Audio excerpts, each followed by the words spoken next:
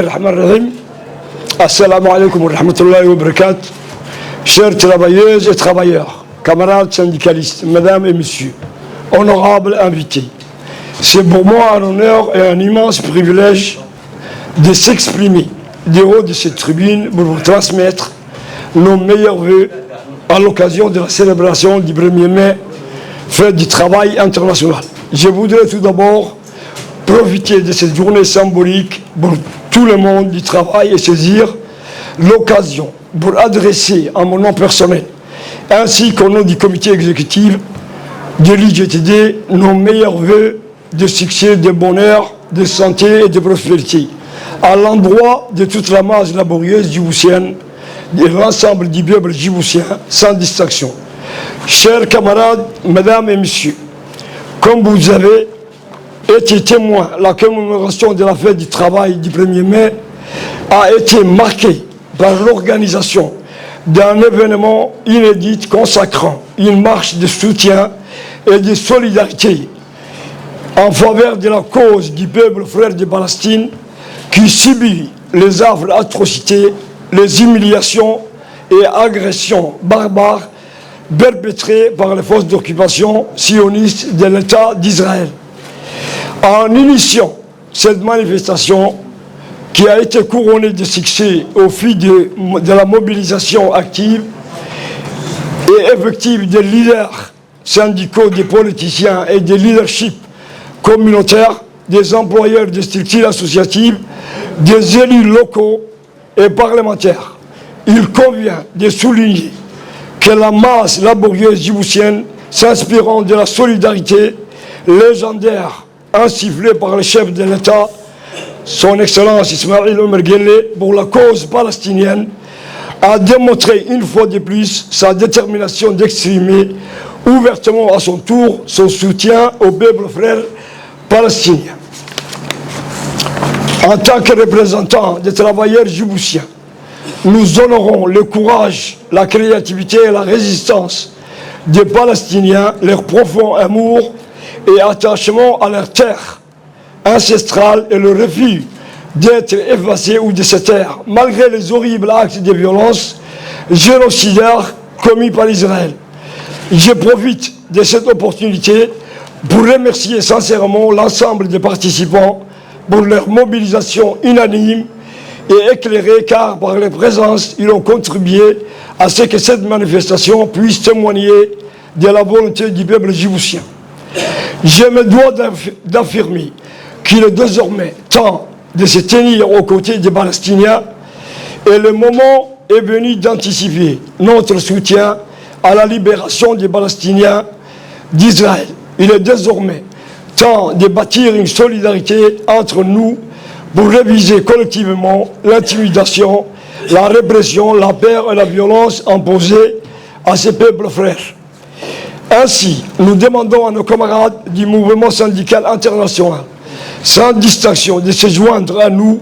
dans cet élan de solidarité afin de plaider avec plus de vigueur la cause du peuple palestinien. Par ailleurs, la fête du 1er mai constitue un repère particulier qui nous permet d'évaluer les avancées notoires engagées pour l'amélioration des conditions de vie des travailleurs djiboutiens. Des primes d'abord, et sur le plan socio-économique en général, il m'appartient d'apprécier à sa juste valeur les actions entreprises sous la vision clairvoyante du président de la République, son Excellence, M. Ismaïl Omar Guelleh, et dont les résultats obtenus ont sensiblement contribué au développement national tout en laissant présager des lendemains meilleurs. Cependant, je voudrais souligner que pour ce qui est de la promotion de l'emploi, il est judicieux à ce que les entreprises publiques comme privées redoublent d'efficacité pour créer le maximum d'emplois, surtout en faveur des jeunes diplômés, ceux qui disposent des qualifications professionnelles. Dans la réalité actuelle,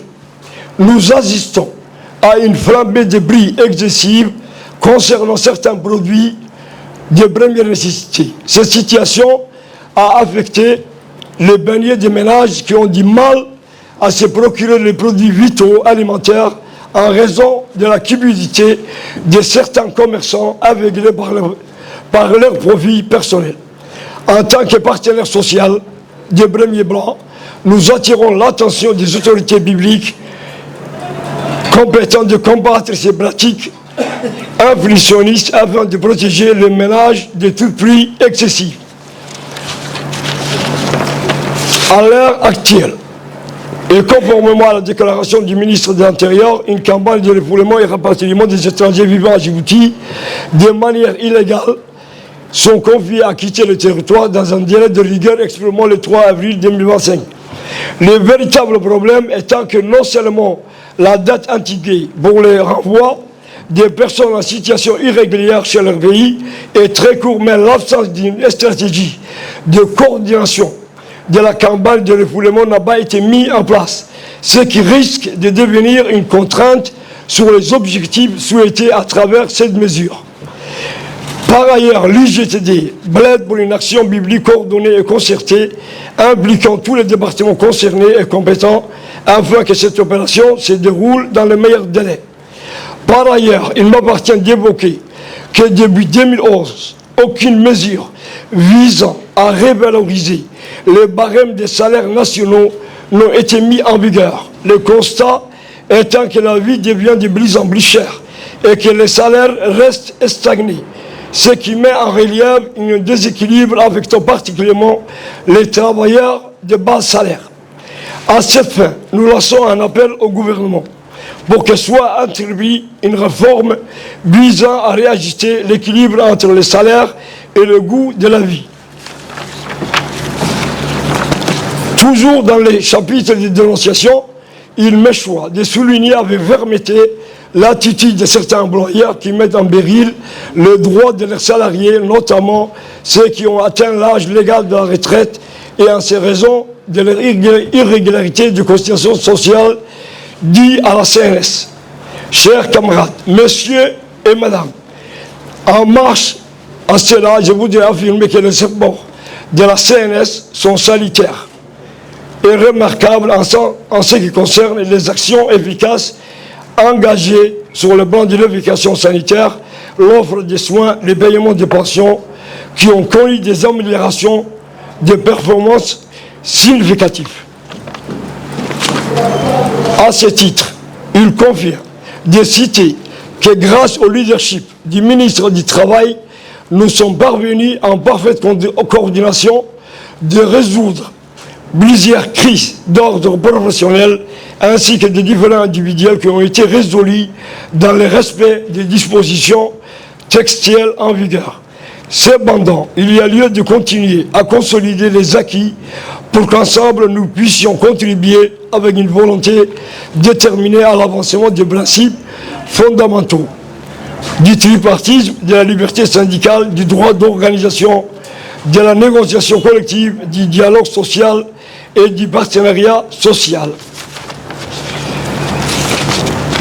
Enfin, je ne pourrais terminer mon allocution sans affirmer que grâce au leadership visionnaire de son Excellence, le président de la République, notre pays a triomphé récemment sur la scène politique et diplomatique.